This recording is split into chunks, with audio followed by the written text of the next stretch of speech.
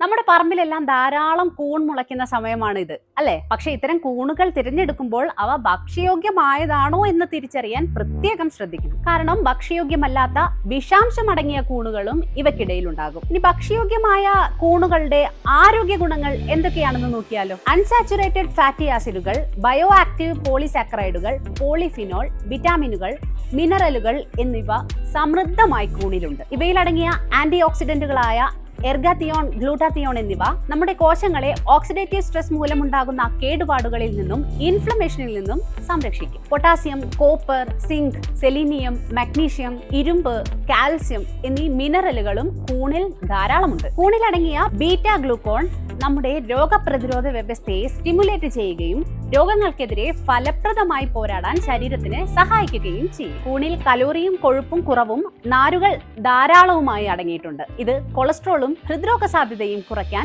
സഹായിക്കും. ഗ്ലൈസാമിക് ഇൻഡെക്സ് വളരെ കുറവായതിനാൽ കൂണുകൾ രക്തത്തിലെ പഞ്ചസാര നിയന്ത്രിക്കാൻ വളരെ നല്ലതാണ്. ഇവയിലടങ്ങിയ വിറ്റാമിൻ ബി, പോളിസാക്കറൈഡുകൾ എന്നിവയും രക്തത്തിലെ പഞ്ചസാര നിയന്ത്രിക്കുന്നതിൽ പ്രധാന പങ്ക് വഹിക്കുന്നു. കലോറി കുറവായതിനാൽ ശരീരഭാരം നിയന്ത്രിക്കാൻ ആഗ്രഹിക്കുന്നവരുടെ ഡയറ്റിൽ ഉൾപ്പെടുത്താവുന്ന നല്ലൊരു പോഷകാഹാരമാണ് കൂൺ.